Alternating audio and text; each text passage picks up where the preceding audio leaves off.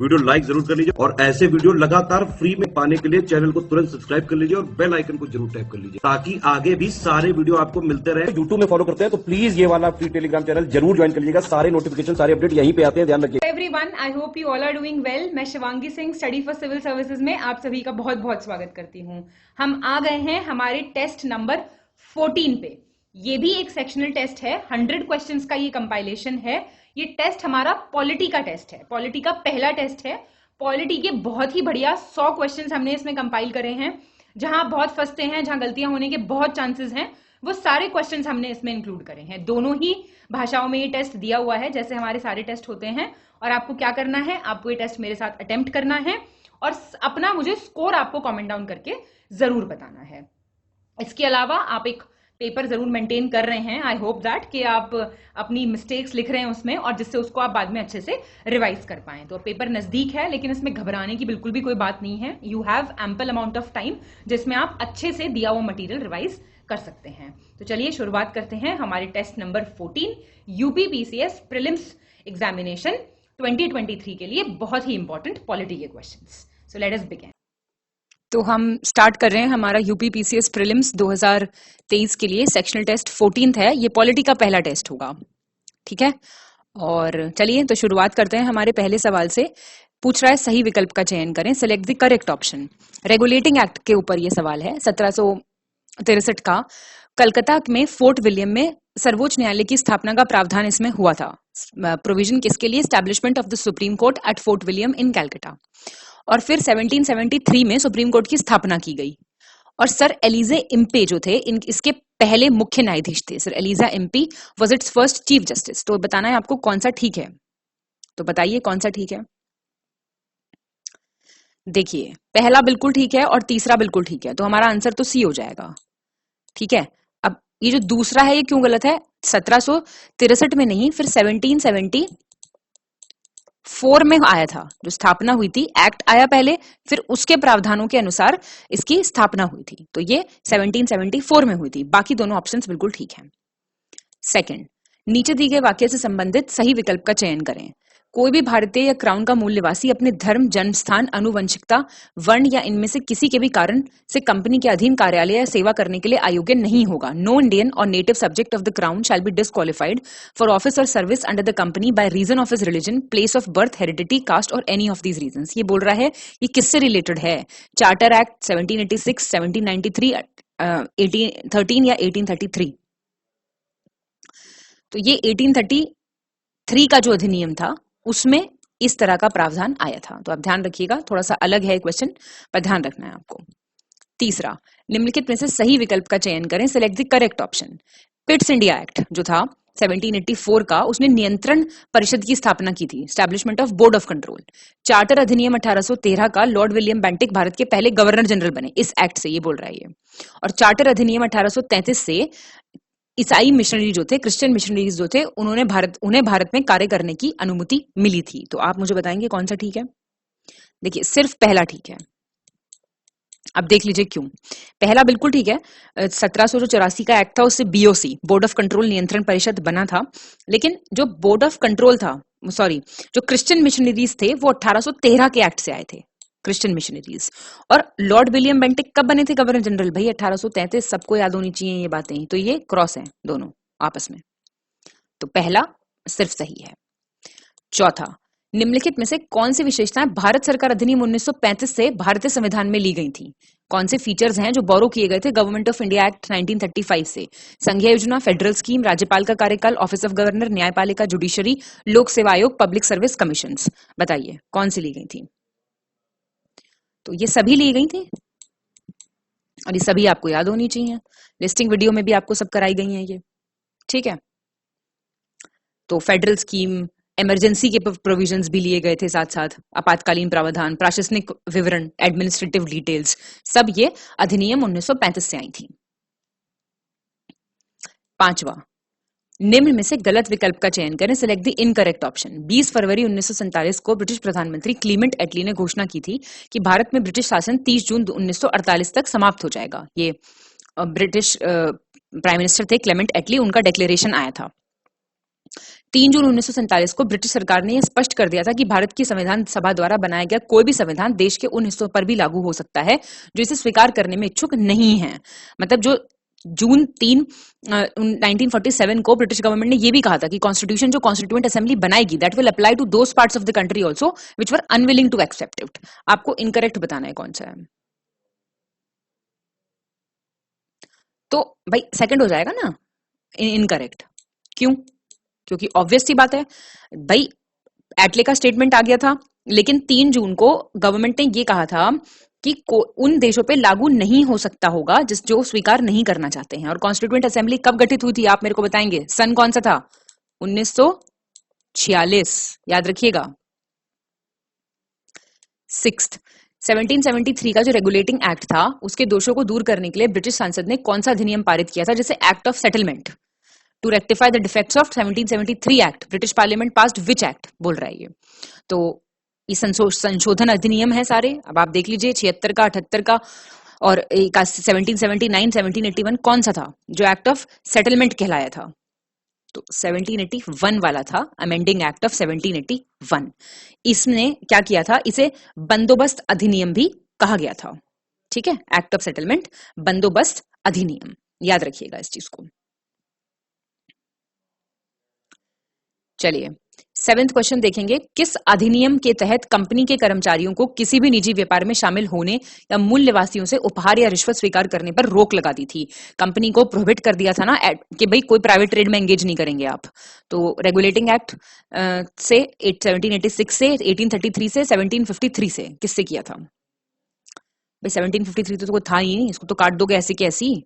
और ये पहला अटेम्प्ट था जो था क्या बोलते हैं रेगुलेटिंग एक्ट, तो इसी में ऐसी पाबंदियां लगाई गई थी। ये लोग बहुत रिश्वतखोरी करते थे और जो स्थानीय लोग होते थे उनसे बहुत पैसे वैसे लेते थे, तो वो सब बंद करा दिया था इसमें। 8 ऐसी तो लूटा है इन्होंने हिंदुस्तान को। 1784 के पिट्स इंडिया एक्ट के संबंध में सही विकल्प बताना, आपको करेक्ट ऑप्शन। इस अधिनियम से ने कंपनी के वाणिज्यिक और राजनीतिक कार्यों को अलग कर दिया था, कमर्शियल और पॉलिटिकल फंक्शन सेपरेट कर दिए गए थे। इस अधिनियम ने निदेशक मंडल को राजनीतिक मामलों का प्रबंधन करने की अनुमति दी थी।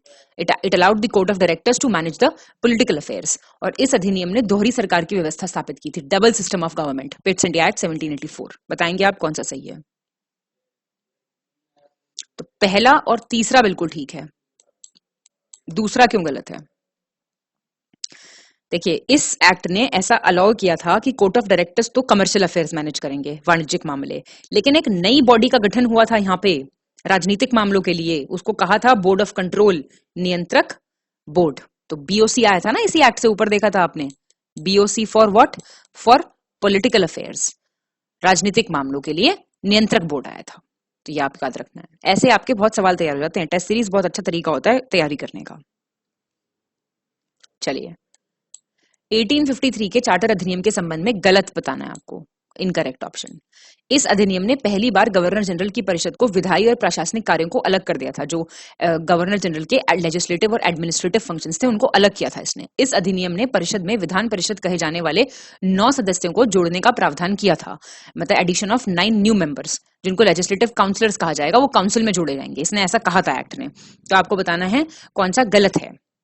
तो आप बिल्कुल बता पा रहे होंगे, वो 9 मेंबर्स बिल्कुल नहीं थे। सेकंड क्वेश्चन, सेकंड लाइन बिल्कुल गलत है, 9 नहीं थे, 6 थे, याद रखिएगा। 6 नए काउंसिलर्स जोड़ने की इसमें बात की गई थी, याद रखिएगा, जिनको लेजिस्लेटिव काउंसिलर्स बोला जाना था।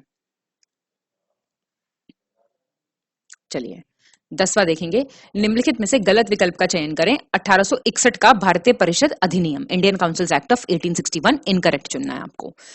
1862 में बंगाल के लिए नई विधान परिषद की स्थापना का प्रावधान बनाया था कि नई लेजिस्लेटिव काउंसिल बनेगी बंगाल में 1862 में। 1886 में उत्तर पश्चिमी प्रांतों के लिए नई विधान परिषद की स्थापना का प्रावधान बनाया गया था। The provision was made for the establishment of new legislative council. और 1897 में पंजाब के लिए नई विधान परिषद का, सब लेजिस्लेटिव काउंसिल्स कहां कब कब बनी, इससे रिलेटेड बात कर रहा है। तो आपको बताना है कौन सा गलत है। सारे ठीक हैं बिल्कुल। जब सारे ठीक हैं तो आपको याद करने हैं। देखिए याद रखिएगा 1861 जो भारतीय परिषद अधिनियम था उसके थ्रू आए थे ये सब, और बंगाल में 1862 में बनी नई क्या बोलते हैं विधान परिषद। फिर आपका नॉर्थ वेस्टर्न प्रोविंसेस में 1886 में बनी, ये ईयर याद रखते जाओ। और आपकी पंजाब में 1897 में बनी। तो तीनों याद रख लो, 3 दी हुई है यहाँ पे, ठीक है। चलो 11 1946 में गठित अंतरिम सरकार में निम्नलिखित में से किसे रेलवे और परिवहन विभाग दिया गया था? मैंने आपको बताया है अंतरिम सरकार में मेंबर्स और उनके पोर्टफोलियोज बहुत इंपॉर्टेंट हैं। तो डिपार्टमेंट ऑफ रेलवेज और ट्रांसपोर्ट किसको दिया गया था 1946 में? सरदार बलदेव सिंह, लियाकत अली खान, असफ अली या गजनफर अली खान? बताओ भाई। असफ अली को दिया गया था। सरदार बलदेव सिंह को क्या दिया गया था? डिफेंस डिपार्टमेंट दिया गया था। और आपके लियाकत अली खान को क्या मिला था? फाइनेंस मिला था। और बचे एक गजनफर अली खान, इनको मिला था हेल्थ। याद रखो चार तो यही याद हो गए, बाकी अपना किताब उठाओ और देखो या फिर लिस्टिंग वीडियो देखो। ठीक है, तो असफ अली को हमारा क्या मिला? रेलवे। 12 1947 में गठित स्वतंत्र भारत के प्रथम मंत्रिमंडल जवाहरलाल नेहरू को निम्नलिखित में से कौन से विभाग दिए गए थे? मतलब कौन कौन से पोर्टफोलियोज पंडित नेहरू को दिए गए थे in the first cabinet of free India जो 1947 में कॉन्स्टिट्यूट की गई थी? विदेश विभाग, एक्सटर्नल अफेयर्स, राष्ट्रमंडल संबंध, कॉमनवेल्थ रिलेशन, संचार विभाग, डिपार्टमेंट ऑफ कम्युनिकेशन या वैज्ञानिक अनुसंधान विभाग? मतलब कौन कौन से इसमें से बताओ। सी फर्स्ट, सेकंड और फोर्थ दिए गए थे। मतलब जवाहरलाल नेहरू को डिपार्टमेंट ऑफ एक्सटर्नल अफेयर्स दिया गया, प्लस दिया गया कॉमनवेल्थ वाला, और दिया गया उनको साइंटिफिक रिसर्च वाला। और डिपार्टमेंट ऑफ कम्युनिकेशन किसके पास था फिर? डिपार्टमेंट ऑफ कम्युनिकेशन था राफी अहमद किदवई के पास। ये क्या हुआ भाई? तो डिपार्टमेंट ऑफ कम्युनिकेशन था राफी अहमद और किदवई, मतलब पूरा नाम और नहीं। चलिए, संविधान सभा के सत्रों के संबंध में, सत्र मतलब क्या बोल रहा है? सेशंस के बारे में करेक्ट ऑप्शन चुनिए। पूछता है पहला सत्र, दूसरा, चौथा, सब याद होने चाहिए आपको। तो बताइए क्या होगा इसका आंसर 13th का बी हो जाएगा। दूसरे और तीसरे बिल्कुल सही मैच किए गए हैं। देखिए पहला सत्र कब हुआ? अब आप बताइए 47 मार्क करेंगे क्या? पहला गलत करते ही आप एक ऑप्शन तो एलिमिनेट कर ही ले जाते। पहला सत्र कब हुआ था भाई? ये तो रटी होनी चाहिए। पहला सेशन था 9 से 23 दिसंबर 1946। भाई गठन ही तो वही तभी तो हुआ था। दूसरा सत्र कब हुआ? ये हुआ आपका जनवरी 1947 में। तीसरा हुआ मई 1947 में। चौथा हुआ आपका क्या कहते हैं, जुलाई में 1947 में। पांचवा हुआ अगस्त में। और सिक्स्थ जो था वो हुआ जो छठा हुआ वो हुआ था आपका जनवरी 1948 में। टोटल कितने हुए थे जरा मुझे कमेंट करके बताएगा कोई? कितने सेशंस हुए थे कुल टोटल? कमेंट करके बताइए मुझे। चलिए फैक्चुअल है, ये बहुत तथ्यात्मक सवाल था। 14th निम्नलिखित देशों को उनके अनुच्छेदों की कुल संख्या के आधार पर आरोही क्रम में व्यवस्थित करें। वो बोल रहा है on the basis of the ascending number of their articles. USA, Canada, Australia, दक्षिण अफ्रीका। बताइए 14th का आंसर हो जाएगा बी 1, 3, 2 और 4। अब देख लो संयुक्त राज्य America total number of articles 7, Canada ये आपके 147, ठीक है, और ये आपके 128 ऑस्ट्रेलिया। और दक्षिण अफ्रीका असेंडिंग पूछ रहा है ये, ठीक है, और दक्षिण अफ्रीका का है 153। बी हो गया, ठीक है। चलो 15वां देख लो। निम्नलिखित में से गलत विकल्प का चयन करें। Select the incorrect option. संविधान सभा ने 22 जुलाई 1947 को राष्ट्रीय ध्वज को अपनाया था, नेशनल फ्लैग, और राष्ट्रीय गान को 24 जनवरी 1949, और नेशनल एंथम और आपका राष्ट्र गीत नेशनल सॉन्ग को 24 जनवरी 1950। आपको गलत बताना है कौन सा है। तो ये दूसरा गलत हो गया। क्यों? नेशनल एंथम को कब अपनाया गया था? भाई ये गलत होना नहीं चाहिए था। अगर किसी का क्वेश्चन गलत हुआ है तो ये 24 जनवरी 1950 है डेट। 1949 में किसी चीज को नहीं अपनाया गया, याद रखना। ये ऐसे रैंडम डेट्स देगा तो वो गलत हो जाएगा आपका। मतलब उससे थोड़ा सा क्लिक करना चाहिए आपको कि अच्छा कुछ गड़बड़ है, ठीक है। चलो 16 संविधान सभा की प्रमुख समितियों से संबंधित गलत विकल्प का चयन करना है आपको। मेजर कमिटीज दी हुई हैं, इनकरेक्ट ऑप्शन चूज करना है। समितियां और उनके अध्यक्ष दिए हुए हैं। संघ शक्ति कमिटी समिति, ये आपकी union powers committee Jawaharlal Nehru. प्रांतीय संविधान समिति, provincial constitution committee Sardar Patel. प्रारूप समिति, drafting committee B R Ambedkar. और प्रक्रिया नियम समिति, रूल्स ऑफ प्रोसीजर कमेटी जीवी मावलंकर। गलत बताओ कौन सा है। तो डी ही गलत है। प्रक्रिया नियम समिति डॉक्टर राजेंद्र प्रसाद के पास थी।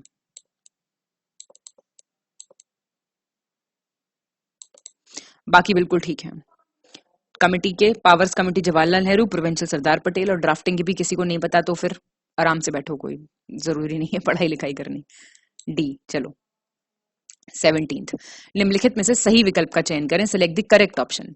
संविधान का भाग 1 संघ और उसके क्षेत्र, part 1 union and it's territories, भाग 2 नागरिकता, पार्ट 2 सिटीजनशिप, भाग 3 मौलिक कर्तव्य, पार्ट 3 फंडामेंटल ड्यूटीज, और भाग 4 राज्य के नीति निर्देशक सिद्धांत, directive principles of state policy. तो बताओ, सही पूछ रहा है, सी हो जाएगा सही, पहला, दूसरा और चौथा। देखो तीसरा भाग क्या है, संविधान का क्या दिया हुआ है भाई, मौलिक कर्तव्य थोड़ी हैं, मौलिक अधिकार हैं, फंडामेंटल राइट्स हैं, एफआर पार्ट 3 में।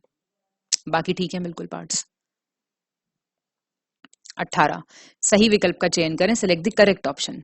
अनुच्छेद 132 संवैधानिक मामलों में सर्वोच्च न्यायालय को अपीलीय क्षेत्राधिकार का प्रावधान देता है। आर्टिकल 132 जो है वो एपिलेट जुरिसडिक्शन देता है सुप्रीम कोर्ट को कॉन्स्टिट्यूशनल केसेस में, और आर्टिकल 133 आपराधिक मामलों में सर्वोच्च न्यायालय के अपीलीय क्षेत्राधिकार का प्रावधान करता है। 133 में क्रिमिनल केसेस में सुप्रीम कोर्ट को एपिलेट जुरिसडिक्शन देता है, और 134 दीवानी मामलों में देता है, सिविल केसेस में।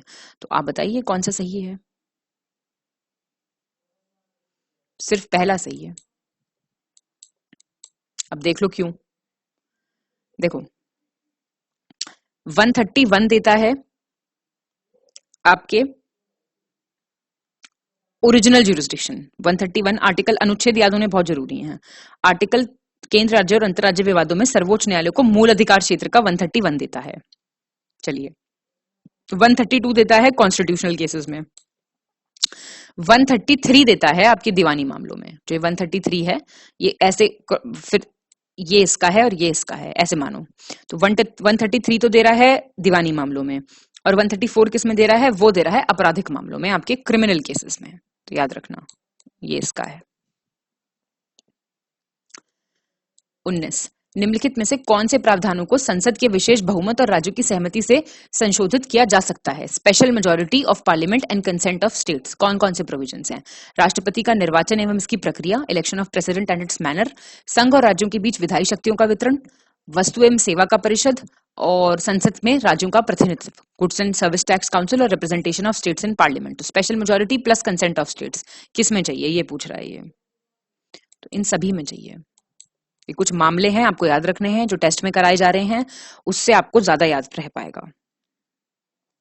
और कितने तरह की मेजॉरिटी है, क्या है, पूरा वीडियो है ज्ञान सर का, किसी को पूरा डिटेल में देखना है तो वो देख सकता है। 20वां, शंकरी प्रसाद मामले में संपत्ति के अधिकार को कम करने वाले किस संशोधन अधिनियम को की संवैधानिक वैधता को चुनौती दी गई थी? शंकरी प्रसाद केस में कौन से constitutional validity of which amendment act which curtailed the right to property was challenged? First, second, third और फोर्थ बताइए। तो इससे पहले संशोधन अधिनियम जो था उसको चुनौती दी गई थी। शंकरी प्रसाद केस कौन से साल का है? 1951 का। और कॉन्स्टिट्यूशनल वैलिडिटी पहला अमेंडमेंट कब आया? 1951 में, जिसने राइट टू प्रॉपर्टी को हटा दिया था। तो ये भी 1951 में आया। तो ये आपको याद रखने हैं।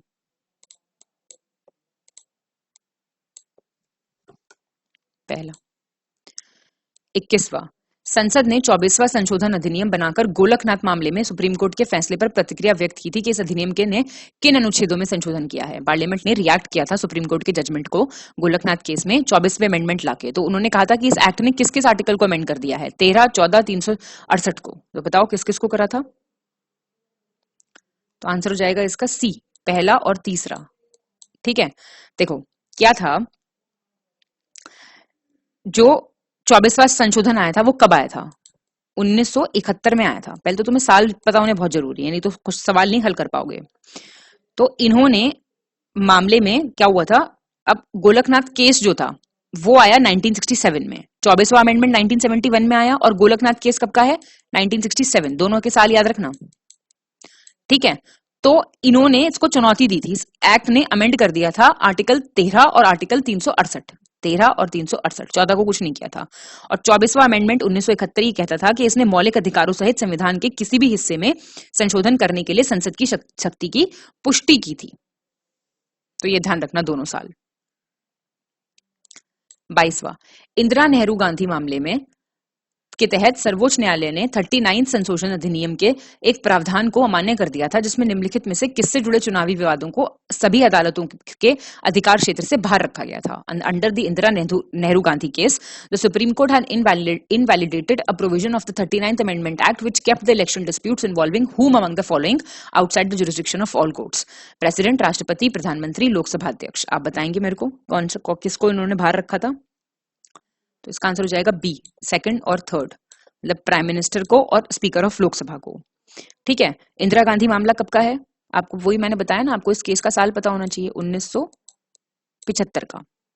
और सर्वोच्च न्यायालय ने 39th संशोधन अधिनियम लेके आए थे इसी साल में, सेम साल ये 1975 में ही।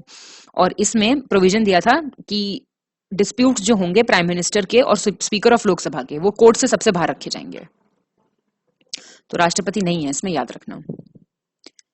23वां, किस मामले में सर्वोच्च न्यायालय ने मूल संरचना के सिद्धांत का पालन किया था और आगे स्पष्ट किया था कि यह 24 अप्रैल 1973 के बाद अधिनियमित संवैधानिक संशोधनों पर लागू होगा? कौन से केस में?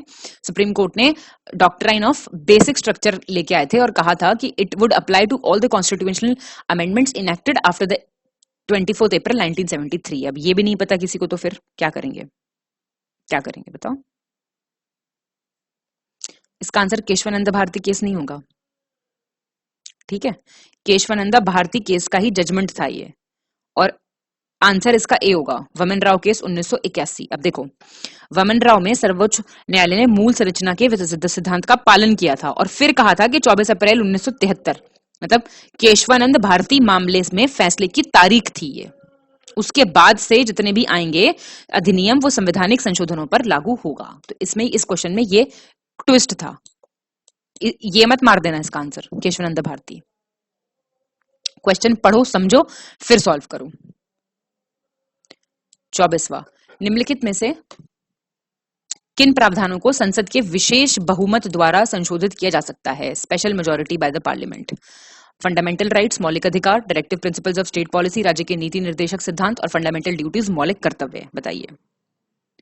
तो ये तो आप बता सकते हैं पहला और दूसरा, क्योंकि ये जो है, जो विशेष बहुमत चाहिए वो फंडामेंटल राइट्स और डीपीएसपी को चाहिए, फंडामेंटल ड्यूटीज को नहीं चाहिए। तो ये याद रखिएगा, ये फंडामेंटल ड्यूटीज आपको कंफ्यूज करने के लिए दिया गया है यहाँ पे। 25वां, निम्नलिखित में से गलत विकल्प का चयन करें। Select the incorrect option. हाथी को संविधान सभा के प्रतीक के रूप में अपनाया गया था। Elephant symbol of constituent assembly. और सर BN राव को संविधान सभा के संवैधानिक सलाहकार के रूप में नियुक्त किया गया था। Constitutional adviser to the constituent assembly, sir BN Rau. बताओ गलत कौन सा है? दोनों ठीक है। ये हाथी वाला नहीं पता होगा आपको, याद रखिएगा, ऐसे सवाल बहुत पूछता है।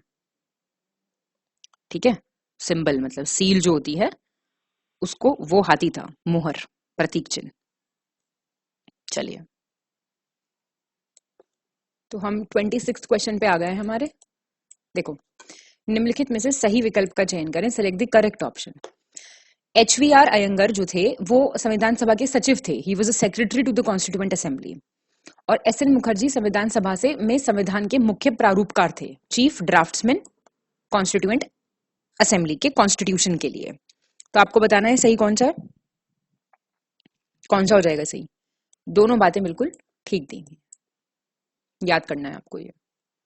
27th, डॉक्टर भीमराव अंबेडकर ने 26 नवंबर 1949 को the constitution as settled by the assembly be passed प्रस्ताव पेश किया था। संविधान के इस प्रस्ताव पर संविधान सभा के कितने सदस्यों ने हस्ताक्षर किए थे? उन्होंने एक रेजोल्यूशन मूव किया था, मोशन मूव किया था। तो ये पूछ रहा है कितने मेंबर्स ने साइन किए थे, 281, 284, 287 या 289? तो 284 सदस्यों ने उस पे दस्तखत किए थे। ठीक है, और कॉन्स्टिट्यूएंट भीमराव अंबेडकर ने पास किया था।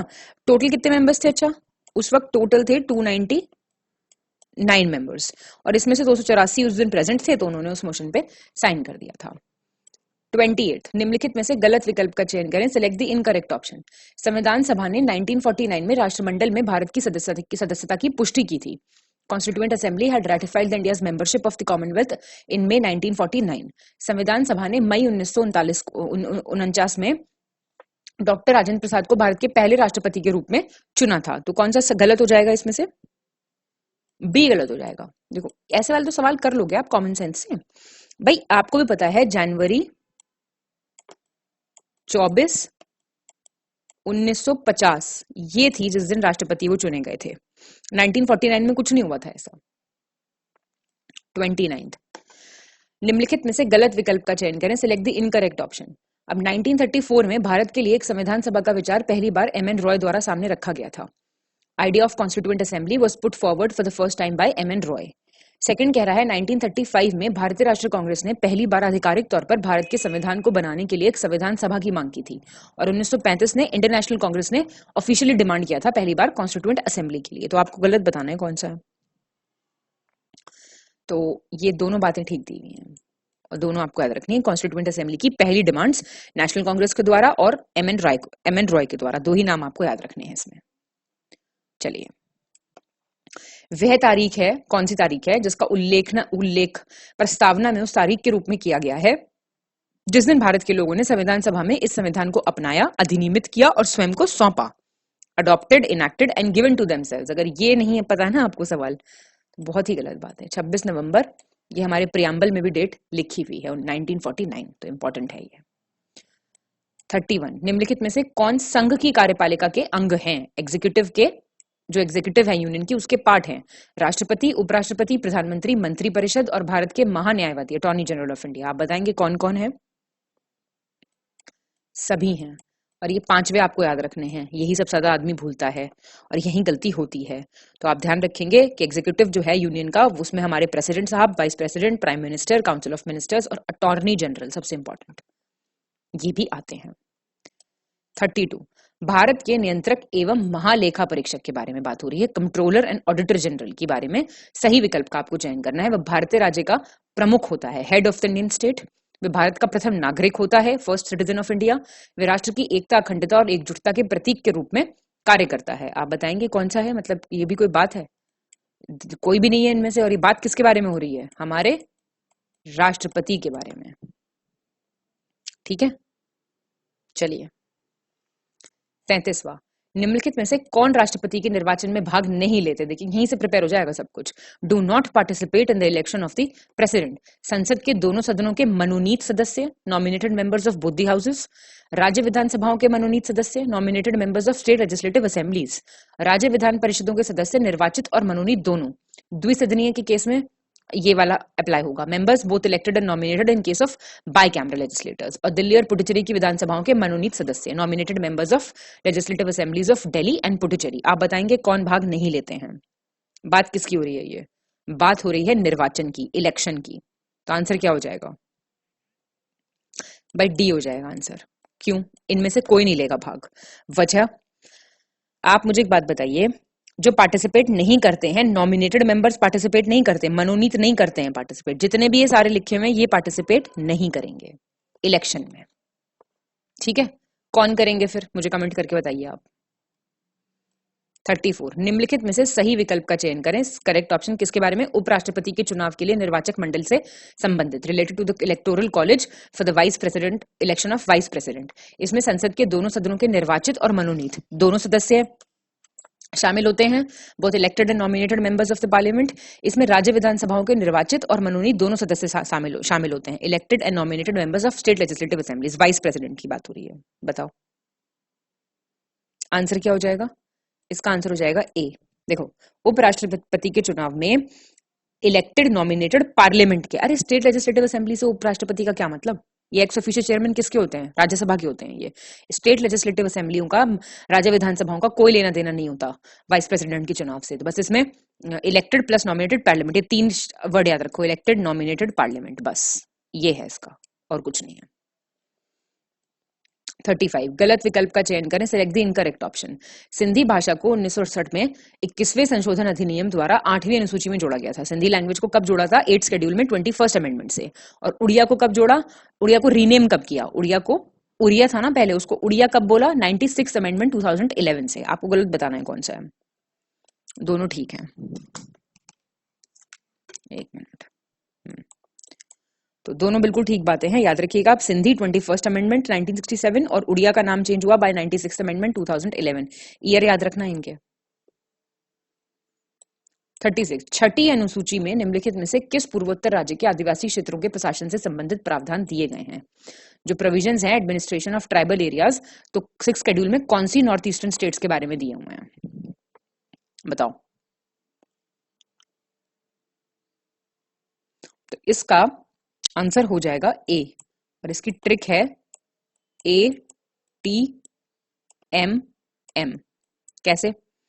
असम, फिर आपका त्रिपुरा और मिजोरम मेघालय, याद रखना। तो सिक्किम नहीं है इसमें। ATMM याद रखना, ये हो जाएगा आंसर। ठीक है, 6th शेड्यूल। 37 निम्नलिखित में से सही विकल्प का चयन करें, सिलेक्ट द करेक्ट ऑप्शन। देखो ऐसे ही तो पूछता है सवाल। आर्टिकल 352 राष्ट्रीय आपातकाल, नेशनल इमरजेंसी, 356 राष्ट्रपति शासन, प्रेसिडेंट्स रूल, और 360 वित्तीय आपातकाल, फाइनेंशियल इमरजेंसी। सही बताओ कौन सा है? तीनों ठीक है बिल्कुल, यही आर्टिकल्स हैं, रटे होने चाहिए ये बिल्कुल। +4 करते जाओ। 38 निम्नलिखित में से सही विकल्प का चयन करें, सिलेक्ट द करेक्ट ऑप्शन।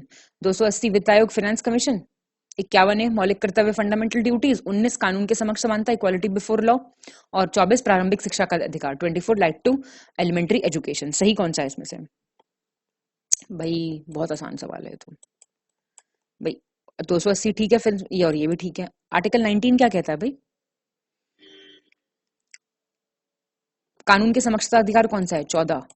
और आपका प्रारंभिक शिक्षा का अधिकार किस में है? ये 21A में है, संशोधन से जोड़ा गया था। कौन से? कमेंट करके बताइए मुझे। राइट टू एलिमेंट्री एजुकेशन, और किस एज ग्रुप के बच्चों के लिए है? एज बताइए, 2 बताइए मेरे को कमेंट करके बातें।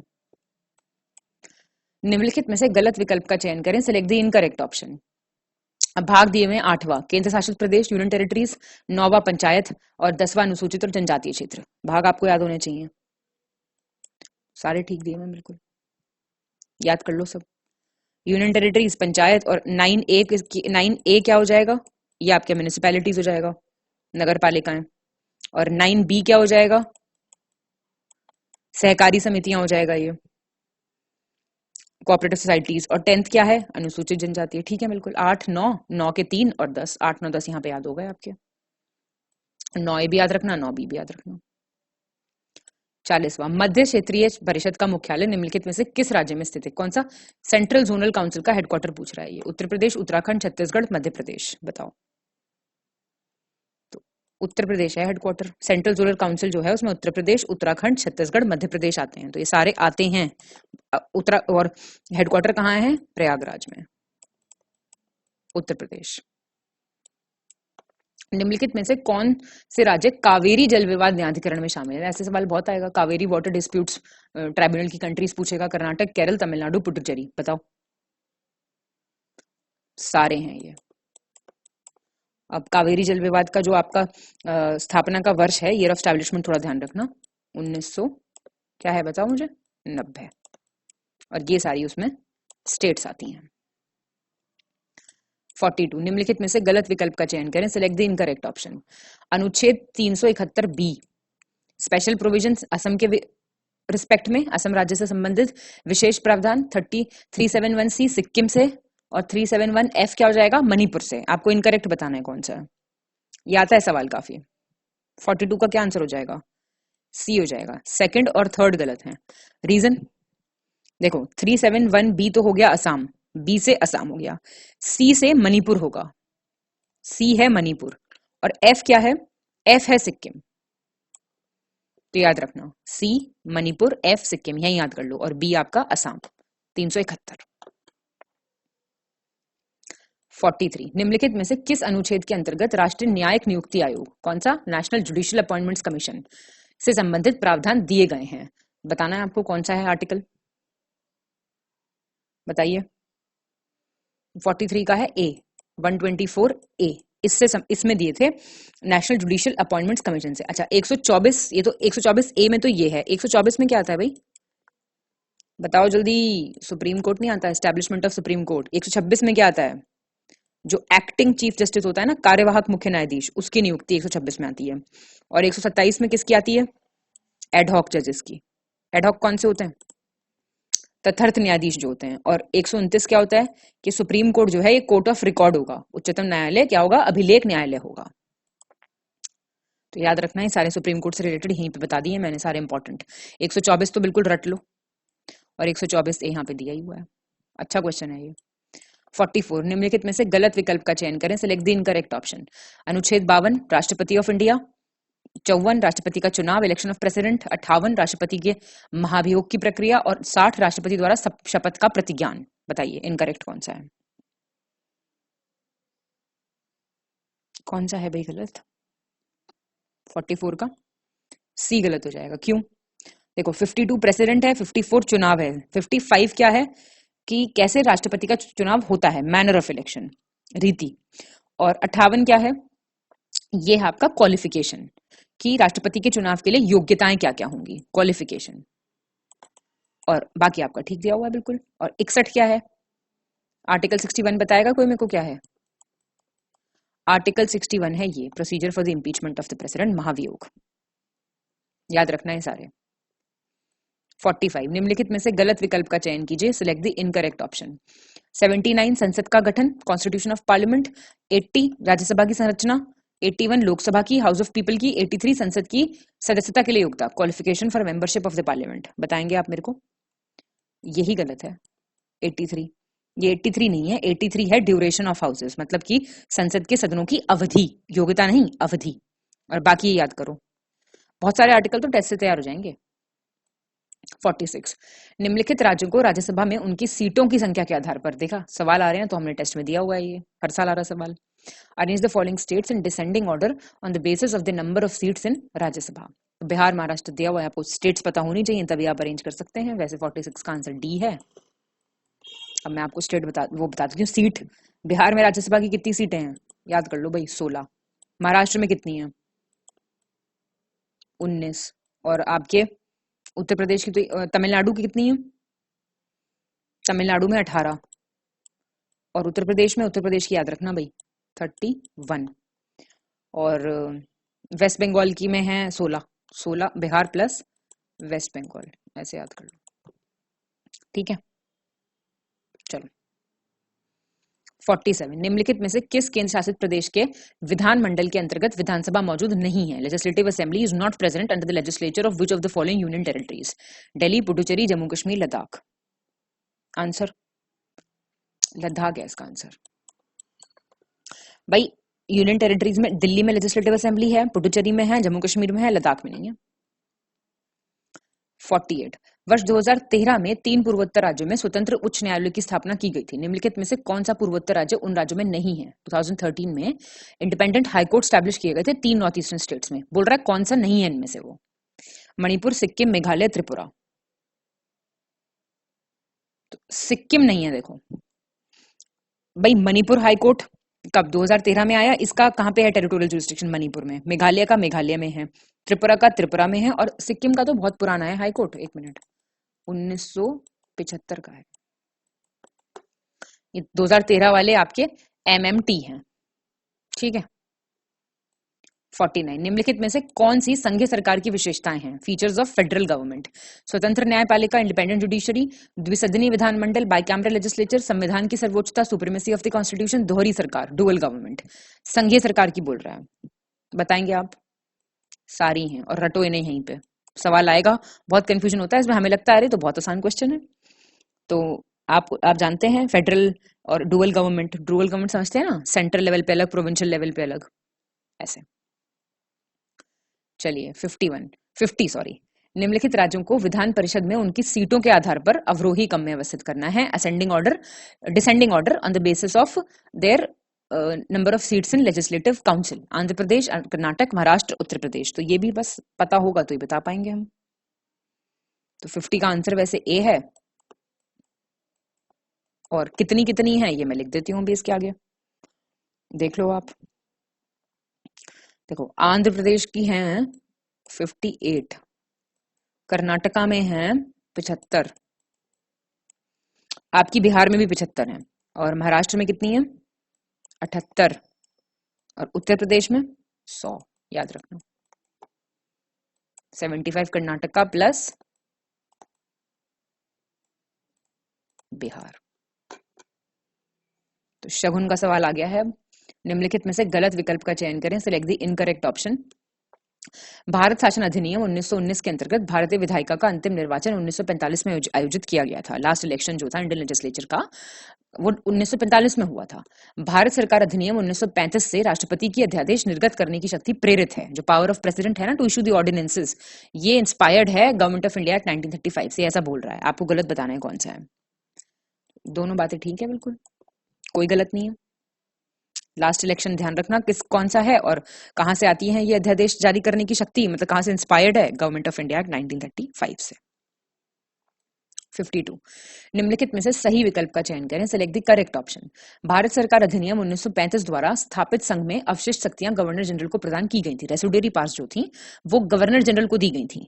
भारत सरकार अधिनियम 1935 ने भारत में संघीय सरकार की व्यवस्था की थी। फेडरल गवर्नमेंट क्या जो स्कीम थी वो आई थी गवर्नमेंट ऑफ इंडिया एक्ट 1935 से। और भारत सरकार अधिनियम 1935 में एक अखिल भारतीय संघ की स्थापना का प्रावधान शामिल था, ऑल इंडिया फेडरेशन का। तो कौन सा इसमें से सही है? बिल्कुल ठीक बातें लिखी हुई हैं, तीनों बड़ी इंपॉर्टेंट बातें लिखी हुई हैं। याद रखिएगा आप, ऑल इंडिया फेडरेशन की बात की गई थी 1935 के एक्ट में। 53 निम्नलिखित में से गलत विकल्प का चयन करें, select the incorrect option. Bharat सरकार अधिनियम 1935 द्वारा केंद्र में द्विसदनीय विधायिका की स्थापना की गई थी, by cameral legislature.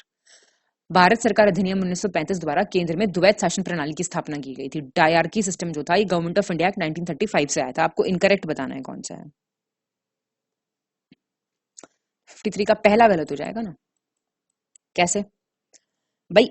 Bicameral legislature तो 1919 से आया था और सेंटर में केंद्र में पूछ रहा है द्वैत शासन, वो इसी से आया था 1935 से। और जो द्विसदनीय विधायिका थी बाइकैमरल लेजिस्लेचर वो आया था 1919 वाले एक्ट से। क्या कहते थे इसको? 54 निम्नलिखित में से सही विकल्प का चयन करें, सिलेक्ट द करेक्ट ऑप्शन। वर्ष 1942 में पहली बार क्रिप्स मिशन में ने निर्वाचित संविधान द्वारा भारत के संविधान की स्थापना का प्रस्ताव रखा था। 1942 में क्रिप्स मिशन ने प्रपोज किया था establishment of constitution of India by an elected constituent assembly. अब वर्ष 1946 में गठित अंतरिम सरकार में जवाहरलाल नेहरू को कार्यपालिका परिषद का उप सभापति बनाया गया था। तो बताइए आप कौन सा सही है इनमें से? दोनों बातें ठीक है, बिल्कुल ये भी ठीक है और ये भी ठीक है। ठीक है, 1942 में ही पहली बार क्रिप्स मिशन ने आइडिया दिया था कॉन्स्टिट्यूएंट असेंबली का, और जवाहरलाल नेहरू बने थे वाइस प्रेसिडेंट एग्जीक्यूटिव काउंसिल के 1946 में।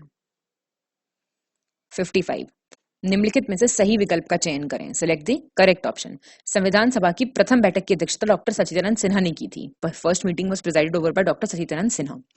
11 दिसंबर 1946 को डॉक्टर राजेंद्र प्रसाद को स्थायी रूप से संविधान सभा का अध्यक्ष चुना गया था, मतलब परमानेंट इलेक्ट किया गया था इनको प्रेसिडेंट कॉन्स्टिट्यूएंट असेंबली का। भारत के संविधान का प्रारूप तैयार करने वाली संविधान सभा के सदस्य विभिन्न प्रांतों की विधानसभाओं द्वारा चुने गए थे। वो बोल रहा है जो मेंबर्स थे कॉन्स्टिट्यूएंट असेंबली के वो इलेक्ट हुए थे by the legislative assemblies of various provinces. आप बताएंगे कौन सा सही है? सारे ठीक हैं, फर्स्ट सेकंड एंड थर्ड, तीनों बातें बढ़िया सेल्फ एक्सप्लेनेटरी हैं। 56 निम्नलिखित में से सही विकल्प का चयन करें, सिलेक्ट द करेक्ट ऑप्शन। भारतीय संविधान सभा में कुल 15 महिला सदस्य थी। आया हुआ सवाल है ये, 15 मेंबर्स। विंस्टन चर्चिल ने कहा था संविधान सभा कांग्रेस थी और कांग्रेस भारत था। The Constituent Assembly was the Congress and the Congress was India। और गांधी जी ने वयस्क मताधिकार को 15 वर्षों के लिए स्थगित करने की बात संविधान सभा में कही थी। गांधी जी की स्पेलिंग ठीक कर लो, ठीक है। Gandhi ji had talked about postponing the adult franchise for 15 years in the Constituent Assembly। आपको बताना है इसमें से कौन सा सही है। सिर्फ पहला सही है। वजह देखो, 15 विमेन मेंबर्स थी, ठीक बात है। ये ग्रैनविल ऑस्टिन ने कहा था, विलियम विंस्टन चर्चिल ने नहीं, ऑस्टिन ने। ये कथन ऑस्टिन का है। और मौलाना अबुल कलाम आजाद, मौलाना अबुल कलाम आजाद इन्होंने कहा था ये, ना कि गांधी जी ने। ठीक है। 57 निम्नलिखित में से गलत विकल्प का चयन करें, select the incorrect option. Bharat के संविधान का प्रस्तावना का विचार दक्षिण अफ्रीका के संविधान से लिया गया। Idea of preamble south Africa से लिया है, बोल रहा है ये। और भारत के संविधान में न्यायिक पुनरीक्षण कॉन्सेप्ट ऑफ जुडिशियल रिव्यू कहां से लिया है? यूएसए से। तो बताओ, गलत पहला हो जाएगा। भाई प्रियम्बल का आइडिया कहां से लिया है, ये किसी का गलत हो गया ना तो फिर देखो बस, प्रियम्बल का भी विचार जो है वो यूएसए से लिया गया है, दोनों यूएसए से लिए गए हैं, याद रखना। 58, निम्नलिखित में से सही विकल्प का चयन करें, सिलेक्ट द करेक्ट ऑप्शन। रूस का संविधान विश्व का सबसे पहला लिखित संविधान है। Russia, first written constitution. भारतीय संविधान में मौलिक अधिकारों की अवधारणा फ्रांस के संविधान से ली गई है। फंडामेंटल राइट्स जो है वो फ्रांस से लिए गए हैं। सही बताओ, कोई भी ठीक नहीं है। आसान क्वेश्चन है। तो पहला लिखा हुआ संविधान जो है ना वो यूएसए का है, ठीक है, और फंडामेंटल राइट्स भी यूएसए से लिए गए हैं। 4 यूएसए हो गए हैं, पहले क्वेश्चन में भी 2 यूएसए थे और अभी भी 2 यूएसए हो गए हैं, याद रखना ये बात है। 59, निम्नलिखित में से कौन सा विकल्प गलत है? Which of the following option is incorrect? कनाडीय गणराज्य से प्रभावित होकर भारतीय संविधान निर्माताओं ने राज्यसभा के गठन में प्रतिमा, अनुभव एवं सेवा को प्रतिनिधित्व देने का निर्णय किया था। मतलब कैनेडियन रिपब्लिक से इंस्पायर होकर कॉन्स्टिट्यूशन ने डिसाइड किया था to give representation to stature, experience and service in the formation of Rajya Sabha. और भारत के संविधान में समवर्ती सूची की अवधारणा ऑस्ट्रेलिया के संविधान से ली गई है। Concept of concurrent list has been borrowed from Australia. कौन सा गलत है? पहला गलत है। ऐसा इन्होंने कनाडा से नहीं इंस्पायर होके लिया था, इन्होंने आयरिश रिपब्लिक से, आयरिश गणराज्य से इंस्पायर होके किया था, आयरिश रिपब्लिक से, और ये ठीक है। 60, निम्नलिखित में से सही विकल्प का चयन करें, सिलेक्ट द करेक्ट ऑप्शन। भारतीय संविधान का भाग 15 निर्वाचन से संबंधित है। Part 15 related to election. भाग 18 संविधान के संशोधन, पार्ट 18 अमेंडमेंट ऑफ कॉन्स्टिट्यूशन, और भाग 20 आपातकालीन उपबंधों से, मतलब इमरजेंसी प्रोविजन से। बताओ कौन सा गलत है, सही कौन सा है? सिर्फ पहला सही है। तो भाई आसान क्वेश्चन है। देखो देखो, पार्ट 15 इलेक्शंस, पार्ट 18 क्या है भाई? पार्ट 18 आपातकालीन, और पार्ट 20 क्या है? पार्ट 20 है अमेंडमेंट ऑफ द कॉन्स्टिट्यूशन। याद रखना, भाग याद होने चाहिए, भागों का सवाल नहीं बिल्कुल भी गलत होना चाहिए तुम लोगों का, ठीक है। चलो चलो भाई 61 देख लो अब। 1992 के 71वें संशोधन अधिनियम द्वारा निम्नलिखित में से कौन सी भाषाओं को 8वीं अनुसूची में जोड़ा गया था? 8th शेड्यूल में कौन सी लैंग्वेजेस को ऐड किया गया था by 71st amendment act of 1992? Konkani, Manipuri, Santhali. कौन सी जोड़ी गई थी?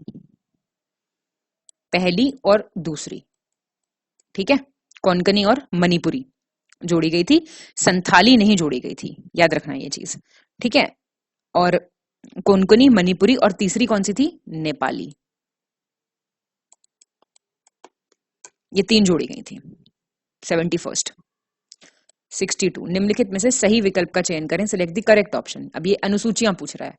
पहली, शपथ या प्रतिज्ञा के प्रारूप, forms of oaths and affirmations. दूसरी, राज्यों, संघ राज्यों, क्षेत्र के नाम और उनके क्षेत्रीय क्षेत्राधिकार विस्तार का विवरण, names of states, UTs and details. तीसरी, संवैधानिक प्राधिकारियों के वेतन से संबंध में, सैलरीज जो होती हैं कॉन्स्टिट्यूशन अथॉरिटीज की, 3rd शेड्यूल। चौथी, राज्यसभा में सीटों का आवंटन, 4th schedule, allocation of tears in Rajya Sabha. बताओ, सीट्स इन राज्यसभा, सॉरी मैं स्ट्रिक्ट बताने लग गई, कोई नहीं, बताओ।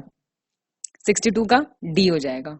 अब देखो, पहले देख लो, पहली क्या कहती है? पहली कहती है, सही हो गया ना? हाँ, पहली है नेम्स एंड स्टेट्स। भाई शपथ कैसे आ जाएगी पहली में? दूसरी है सैलरीज से रिलेटेड, तीसरी है शपथ से रिलेटेड, चौथी है एलोकेशन ऑफ, अब वो है ना आपका टीयर्स ऑफ ओल्ड पीएम। ये ट्रिक है, इससे आपके सारे शेड्यूल याद हो जाएंगे आपको। देखो, आपका यूनियन और टेरिटरीज, टेरिटरीज से टी हो गया, ई से एमोलमेंट्स हो गया, और फिर आपका, मतलब समझ रहे हो ना, ये जरूरी नहीं है कि पहला अक्षर ही उससे स्टार्ट हो रहा हो, लेकिन शेड्यूल आपके इससे सारे याद आपको हो जाएंगे, ठीक है। बाकी ये आप देख लो, ये मैंने बता दिया आपको सारे। 63, निम्नलिखित में से गलत विकल्प का चयन करें, select the incorrect option. Coelho मामला भारत के संविधान की 8वीं अनुसूची से संबंधित है। कोहेलो केस जो है वो 8th शेड्यूल से संबंधित है।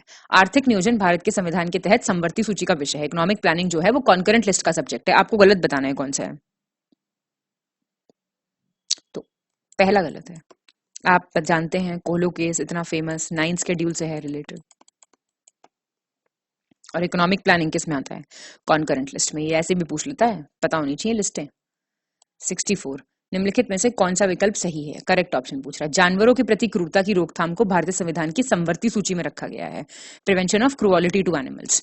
और शिक्षा को भारतीय संविधान की समवर्ती सूची में रखा गया है, एजुकेशन कॉन्करेंट लिस्ट। और अब क्रिमिनल मैटर्स, ये भी कॉन्करेंट लिस्ट में, आपराधिक मामले। तो बताओ कौन सा सही है? सही है सारे, इंपॉर्टेंट है सारे, अपना याद कर लो। कॉन्करेंट लिस्ट में कौन कौन से आ रहे हैं? क्रूअलिटी वाला, एजुकेशन आ रहा है, और आपका क्रिमिनल मैटर्स भी आ रहे हैं। 65, निम्नलिखित में से गलत विकल्प का चयन करें, सिलेक्ट द इनकरेक्ट ऑप्शन। शिक्षा को 42वें संशोधन अधिनियम 1976 द्वारा समवर्ती सूची में स्थानांतरित किया गया था, एजुकेशन को ट्रांसफर किया गया था। 42वें संशोधन से वनों की राज्य सूची से समवर्ती सूची में स्थानांतरित कर दिया गया था, फॉरेस्ट को ट्रांसफर किया था स्टेट लिस्ट से कॉन्करेंट लिस्ट में 42nd अमेंडमेंट से। और भारतीय संविधान की 10वीं अनुसूची का संबंध दल बदल विरोधी कानून से है। 10th शेड्यूल जो है, it deals with anti defection law. आपको इनकरेक्ट बताना है कौन सा है। सारे सही दिए हैं बिल्कुल, याद रखना। ये एजुकेशन कहाँ से ट्रांसफर हुआ और जंगल कहाँ से ट्रांसफर हुए, स्टेट लिस्ट से कॉन्करेंट में गए हैं ये 42वें से दोनों। और 10th शेड्यूल तो खैर सबका सही होगा। 66, निम्नलिखित में से सही विकल्प का चयन करें, सिलेक्ट द करेक्ट ऑप्शन।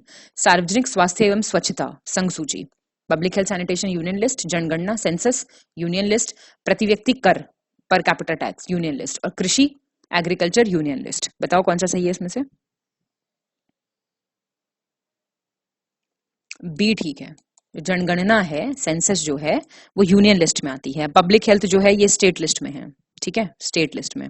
और कर पर कैपिटा टैक्स भी स्टेट लिस्ट में आता है, और आपका एग्रीकल्चर भी आप जानते हैं कृषि स्टेट लिस्ट में है, ये ठीक दिया हुआ है। 67, भारतीय संविधान की प्रस्तावना में भारत को घोषित किया गया क्या?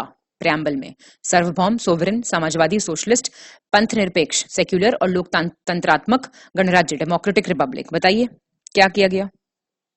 सब कुछ ही है ना, पढ़ा है नहीं पढ़ा? प्रेम्बल, प्रेम्बल तो याद होना चाहिए, इंटरव्यू तक में पूछा जाता है, प्रेम्बल पढ़ के सुनाओ, मतलब बोल के सुनाओ। Sovereign, socialist, secular, democratic Republic, ठीक है बिल्कुल। 68, निम्नलिखित में से गलत विकल्प का चयन करें, सिलेक्ट द इनकरेक्ट ऑप्शन। भारतीय संविधान की प्रस्तावना में सामाजिक, आर्थिक और राजनीतिक न्याय का उल्लेख किया गया है, social, economic and political justice mentioned है प्रियम्बल में। भारतीय संविधान की प्रस्तावना में विचार, अभिव्यक्ति, विश्वास, धर्म और उपासना की स्वतंत्रता का उल्लेख किया गया है, किस किस की? Freedom of thought, expression, belief, religion and worship. और भारतीय संविधान की प्रस्तावना में प्रतिष्ठा और अवसर की समानता का उल्लेख है, equality of status and opportunity. आपको इनकरेक्ट बताना है कौन सा है। सही है सारे, गलत क्यों होगा इनमें से? कोई गलत नहीं है, सारी बातें ठीक है बिल्कुल। Freedom of thought, belief, expression, faith and worship सब कुछ दिया हुआ है, नहीं दिया हुआ प्रियम्बल में? बढ़िया क्वेश्चन है, प्रैक्टिस करने से थोड़ा पक्के हो जाते हैं। 69, निम्नलिखित में से गलत विकल्प का चयन करें, select the incorrect option. Kesavananda Bharati मामले में के फैसले में सर्वोच्च न्यायालय ने पहली बार यह घोषणा की थी कि प्रस्तावना संविधान का हिस्सा नहीं है। पहली बार ये बोला था केशवानंद के टाइम पे that preamble was not the part of the constitution. फिर भीमराव अम्बेडकर ने संविधान को एक पवित्र दस्तावेज कहा है, सेक्रेड डॉक्यूमेंट बोला है बी आर अम्बेडकर ने। पूछ रहा है गलत कौन सा है? 69 का ए गलत है।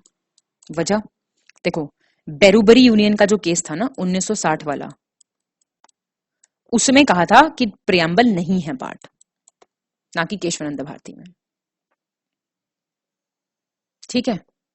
चलो 70, निम्नलिखित में से गलत विकल्प का चयन करें, सिलेक्ट द इनकरेक्ट ऑप्शन। भारतीय संविधान में संसाधनात्मक शासन व्यवस्था की गई है, पार्लियामेंट्री सिस्टम ऑफ गवर्नेंस दिया हुआ है ना कॉन्स्टिट्यूशन में। और संसदात्मक शासन व्यवस्था में कार्यपालिका को विधायिका द्वारा नियंत्रित किया जाता है, मतलब एग्जीक्यूटिव जो है it is controlled by the legislature. जनसंख्या राज्य का सबसे महत्वपूर्ण तत्व है, population is the most important element of the state. आपको गलत बताना है कौन सा है। तीसरा हो जाएगा गलत। भाई जनसंख्या थोड़ी है, तीसरा क्यों गलत हुआ बताइए आप मुझे। सबसे इंपॉर्टेंट तत्व है संप्रभुता, सोवरेनिटी, ना कि जनसंख्या। याद रखिएगा ये चीज, ये गलत हो सकती है। सोवरेनिटी है सबसे महत्वपूर्ण तत्व। 71 निम्नलिखित में से गलत विकल्प का चयन करें, सिलेक्ट द इनकरेक्ट ऑप्शन। देखिए, सबसे पहले संसदात्मक सरकार ग्रेट ब्रिटेन यूके में शुरू की गई थी। पार्लियामेंट्री जो फॉर्म है वो ग्रेट ब्रिटेन में शुरू हुई थी। संसदात्मक सरकार स्वतंत्र न्यायपालिका तथा अध्यक्षात्मक सरकार भारतीय संविधान की विशेषताएं हैं। Parliamentary government, independent judiciary, presidential government, ये सब फीचर्स हैं हमारे भारतीय कॉन्स्टिट्यूशन के। ये बोल रहा है, इसमें से गलत बताना है हमें। तो गलत दूसरा हो जाएगा आपका। दूसरा कैसे हो जाएगा? ये हो जाएगा आपका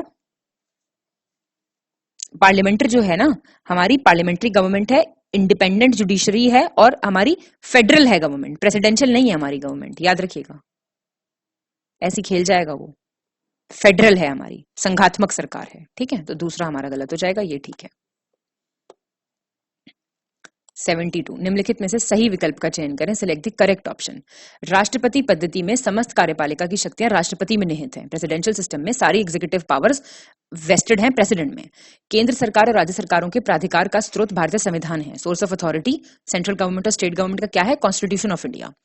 कल्याणकारी राज्य का उद्देश्य सभी नागरिकों को स्वस्थ स्वास्थ्य सुविधाएं प्रदान करना है। मतलब वेलफेयर स्टेट का मतलब है कि हेल्थ फैसिलिटीज प्रोवाइड करो सब सिटीजन्स को। सही बताना है कौन सा है भाई, 1 और 2 है ना सही। ऐसा थोड़ी है सिर्फ हेल्थ फैसिलिटीज देना है। क्या है ऑब्जेक्टिव का स्टेट? वेलफेयर स्टेट का ऑब्जेक्टिव क्या है बताओ मेरे को भाई। कल्याणकारी का मतलब है कमजोर वर्ग का कल्याण करना, managing the welfare of weaker sections. स्वास्थ्य से थोड़ी कुछ मतलब है, ये गलत हो गया।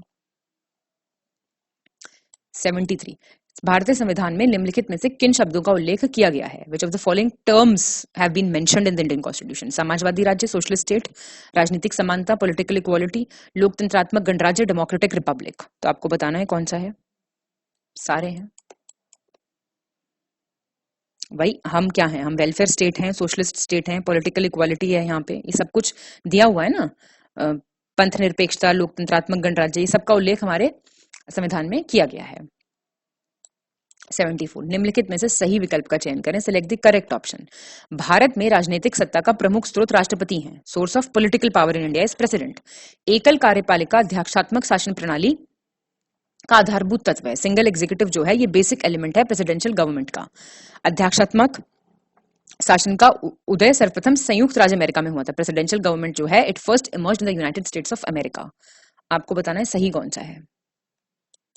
सेकंड और थर्ड बिल्कुल ठीक है, ठीक है। और पहला क्यों गलत है?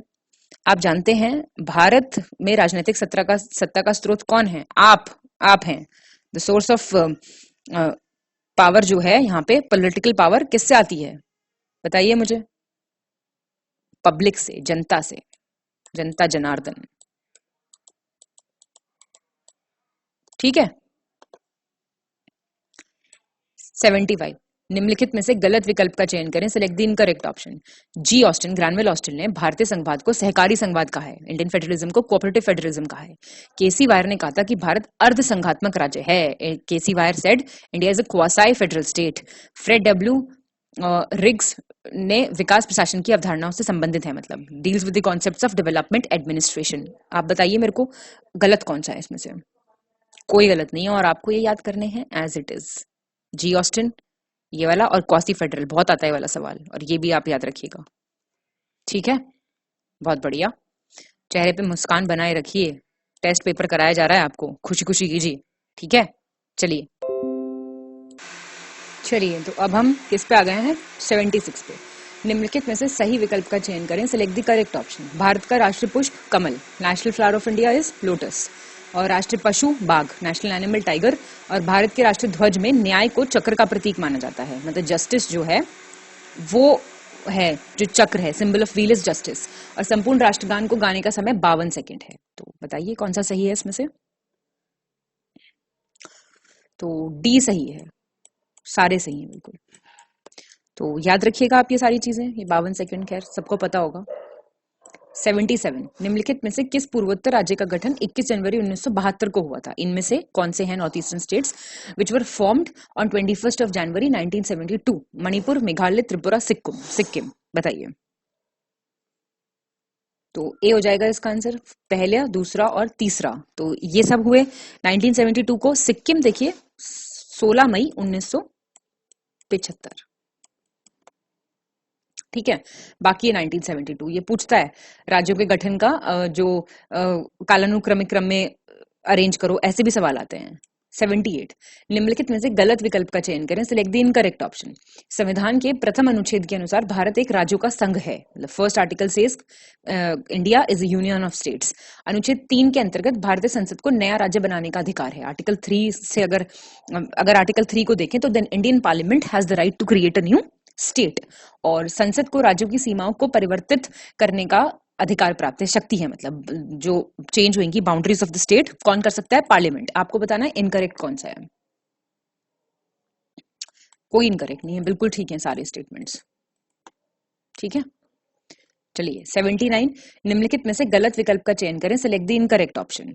स्वतंत्रता के बाद नए राज्यों के निर्माण के लिए 1956 में फैजल अली की अध्यक्षता में एक राज्य पुनर्गठन आयोग का गठन किया गया था। इंडिपेंडेंस के बाद states reorganisation commission was constituted under chairmanship of Fazal Ali in 1956, और 1956 के राज्य पुनर्गठन अधिनियम द्वारा 14 राज्य एवं 6 संघ राज्य क्षेत्र स्थापित किए गए थे। 14 states and 6 union territories were formed.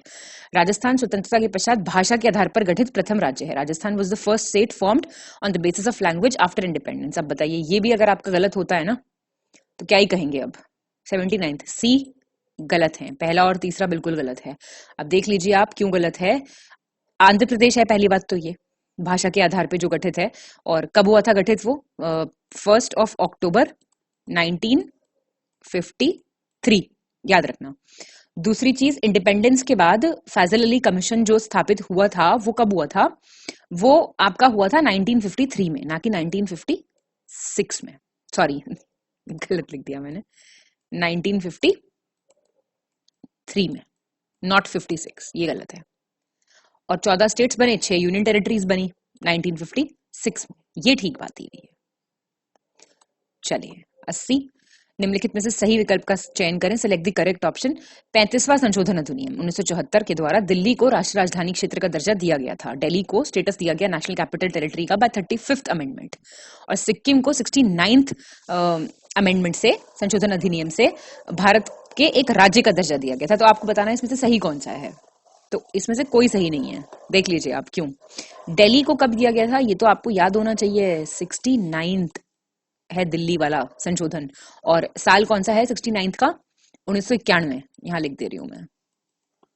ठीक है भाई, और आपका जो सिक्किम है उसको दिया गया था 35वें संशोधन से एक्चुअली। ठीक है, मतलब एक्सचेंज है ये, समझ गए ना आप। आपका सिक्किम का ये है 35th अमेंडमेंट 1974 सिक्किम को, और ये दिल्ली वाला है 69th, तो ये याद रखना है आपको। 81, निम्नलिखित में से गलत विकल्प का चयन करें, सिलेक्ट द इनकरेक्ट ऑप्शन। संयुक्त राज्य अमेरिका में दोहरी नागरिकता के सिद्धांत को स्वीकार किया गया है, प्रिंसिपल ऑफ डुअल सिटीजनशिप चलता है वहां पे, ऐसा ही बोल रहा है। नागरिकता अधिनियम 1955 के अंतर्गत पंजीकरण द्वारा भारतीय नागरिकता प्राप्त करने के लिए भारतीय मूल के व्यक्ति को भारत में 5 वर्ष बिताने होंगे, मतलब इंडियन सिटीजनशिप बाय रजिस्ट्रेशन अगर आप ऑब्टेन करना चाहते हैं तो person of Indian origin will have to spend how many years? 5 years in India. आपको बताना है गलत कौन सा है। बी ही गलत है, और ये सवाल भी आ चुका है, कितने साल बिताने होंगे? 7 साल बिताने होंगे, याद रखिएगा। देखिए इसलिए ही ऐसे सवाल पूछे जाते हैं, यहीं पे हम इसलिए गड़बड़ लिखते हैं जिससे आप लोगों का ये अच्छे से प्रिपेयर हो सके। तो 7 years।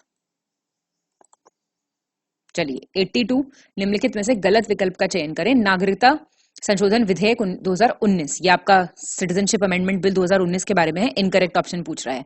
इस विधेयक को 9 दिसंबर 2019 को लोकसभा द्वारा पारित किया गया था।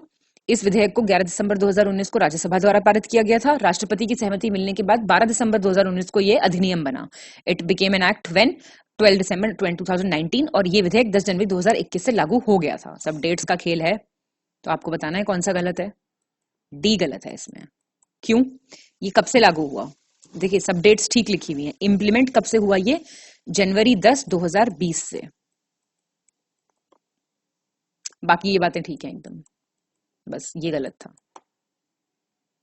83, निम्नलिखित में से सही विकल्प का चयन करें, select the correct option. Doctor S Radhakrishnan ने मौलिक अधिकारों पर संविधान सभा की बहस में भाग लेते हुए कहा था, मौलिक अधिकार हमारे लोगों के लिए एक प्रतिज्ञा है और सभ्य विश्व के साथ किया गया एक समझौता है। Fundamental rights are a pledge to our people and a pact made with the civilised world. किसने? डॉक्टर एस राधाकृष्णन ने। भारतीय संविधान में मौलिक अधिकारों को वाद योग्य बनाया गया है, मतलब they have been made justiciable. मौलिक अधिकार केवल आपातकालीन स्थिति में ही निलंबित किए जा सकते हैं। They can be suspended only in the case of emergency. सही बताएंगे कौन सा है? सारे ठीक हैं बिल्कुल, सारी बातें ध्यान रखना। मौलिक अधिकार सारे याद होने चाहिए आपको।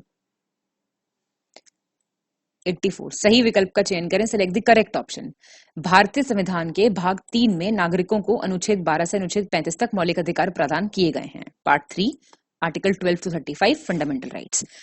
भारतीय संविधान के अनुच्छेद 13 का मुख्य उद्देश्य मौलिक अधिकारों के संदर्भ में संविधान की सर्वोच्चता सुनिश्चित करना है। The main objective of article 13 is to ensure the supremacy of the constitution in the context of fundamental rights. आपको सही बताना है कौन सा है।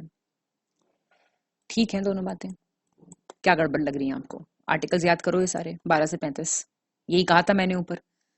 85 निम्नलिखित में से सही विकल्प का चयन करें, सिलेक्ट द करेक्ट ऑप्शन। अनुच्छेद 17 उपाधियों का उन्मूलन, 18 अबॉलिशन ऑफ टाइटल्स, 18 अस्पृश्यता का उन्मूलन, अबॉलिशन ऑफ अनटचेबिलिटी, 21 प्राणी एवं दैहिक स्वतंत्रता का संरक्षण, right to protection of life and personal liberty. सही बताइए कौन सा है? सिर्फ तीसरा सही है। 17 क्या है भाई? 17 है अनटचेबिलिटी और 18 है अबॉलिशन ऑफ टाइटल्स। ये है, ये है। 21 बिल्कुल ठीक है। 86 निम्नलिखित में से सही विकल्प का चयन करें, सिलेक्ट द करेक्ट ऑप्शन। 6 से 14 वर्ष की आयु के सभी बच्चों को शिक्षा का अधिकार एक प्रकार का राज्य का नीति निर्देशक तत्व है। नीति निर्देशक राइट ऑफ एजुकेशन जो है, एज ग्रुप क्या 6 to 14 years is a kind of directive principle of state policy. Bharat के संविधान के अंतर्गत अनुच्छेद 24 कारखानों में बालकों के नियोजन का प्रतिशोध किया है। Article 24 prohibits the employment of children in factories. You have to select the correct code. B हो जाएगा सही। पहला क्यों गलत है? देखिए, राइट टू एजुकेशन 6 से 14 में डीपीएसपी नहीं है, एफआर है, फंडामेंटल राइट है, मौलिक अधिकार है। ये सवाल पूछा था मैंने आपसे अभी ऊपर एक क्वेश्चन में। 87 निम्नलिखित में से कौन सा विकल्प सही है? Which of the following option is correct? भारतीय संविधान सभी अल्पसंख्यक समूह को धर्म या भाषा के आधार पर मान्यता प्रदान करता है। Indian constitution gives recognition to all minority groups on the basis of religion और लैंग्वेज।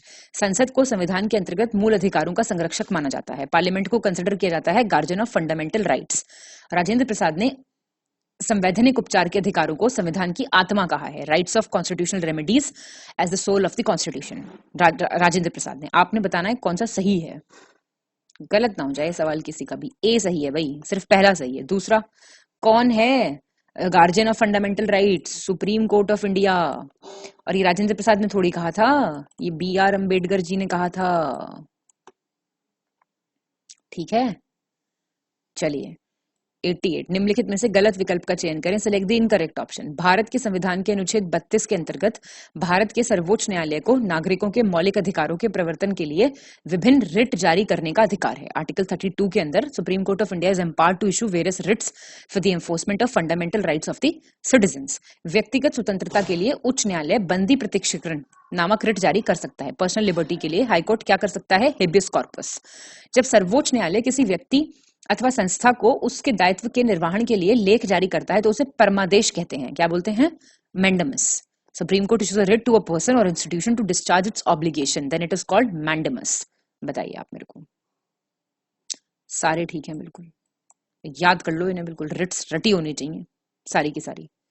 फटाफट से ना इन सब वर्ड्स के मीनिंग लिख के बताओ मेरे को कमेंट में, रिवाइज हो जाएगा एक बार। 89 निम्नलिखित में से गलत विकल्प का चयन करें, select the incorrect option.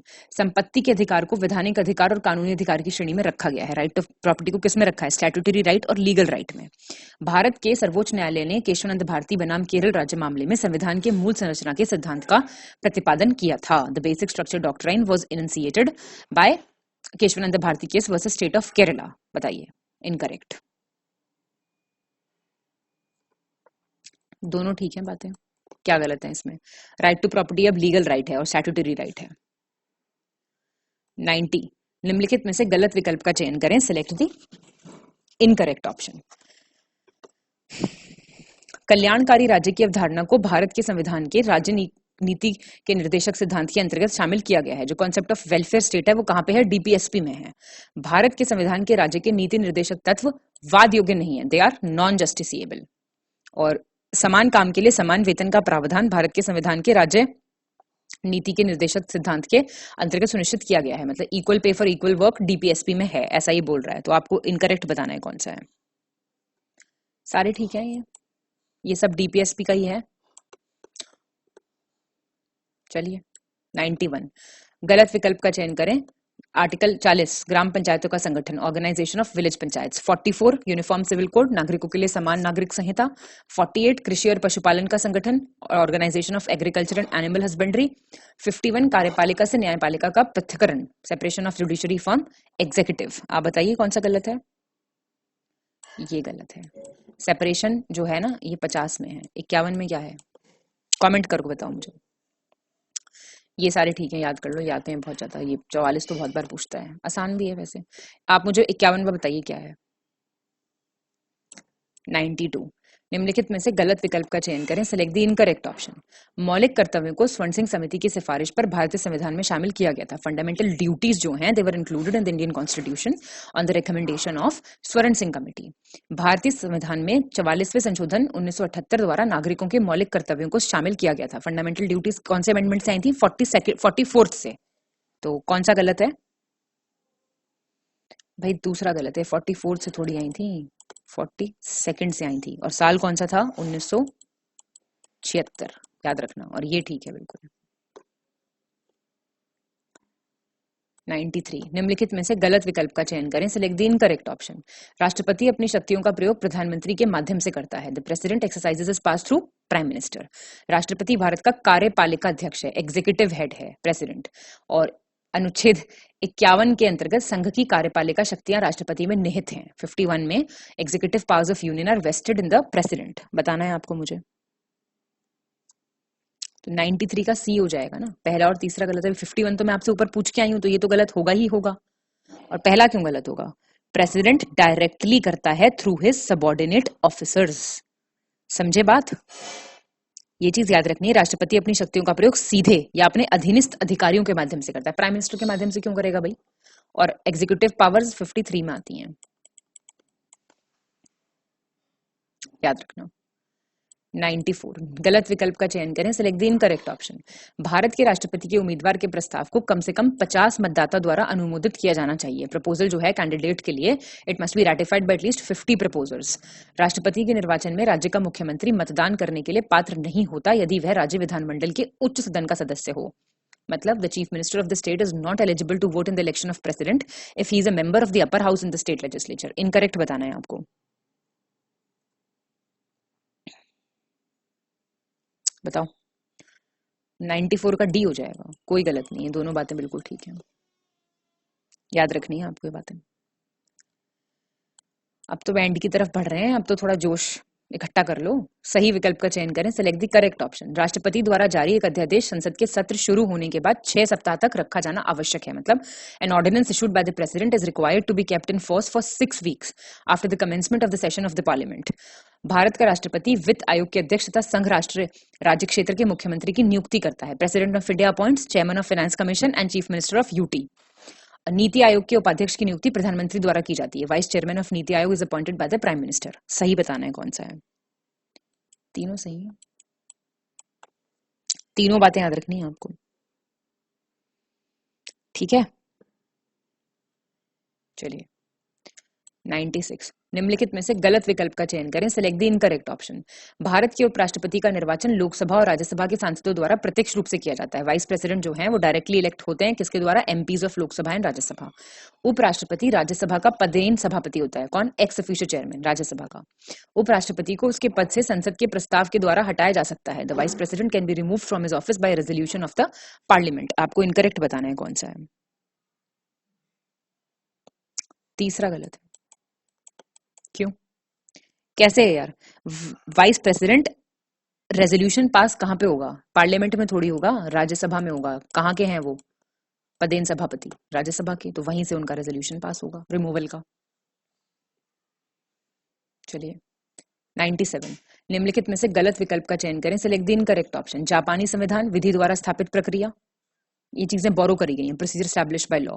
Irish, संसद के दोनों सदनों की संयुक्त बैठक, joint sitting of the two houses of the parliament. और अमेरिकी संविधान से न्यायपालिका की स्वतंत्रता, इंडिपेंडेंस ऑफ जुडिशरी, और ब्रिटिश से कैबिनेट सिस्टम, मंत्रिमंडल प्रणाली। बताओ गलत कौन सा है? बी गलत है। ये जो जॉइंट सिटिंग वाला प्रावधान है ये आयरिश कॉन्स्टिट्यूशन से नहीं लिया गया है, ये लिख लो, ऑस्ट्रेलियन कॉन्स्टिट्यूशन से लिया गया है। ठीक है,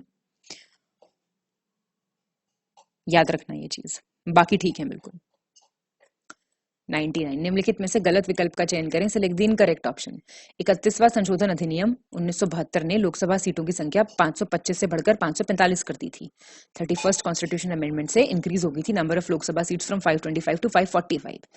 61वां संशोधन अधिनियम 1989, ये आपका 61st Amendment Act 1989 had reduced the voting age from 21 to 18 years for the Lok Sabha and State Legislative Assembly elections.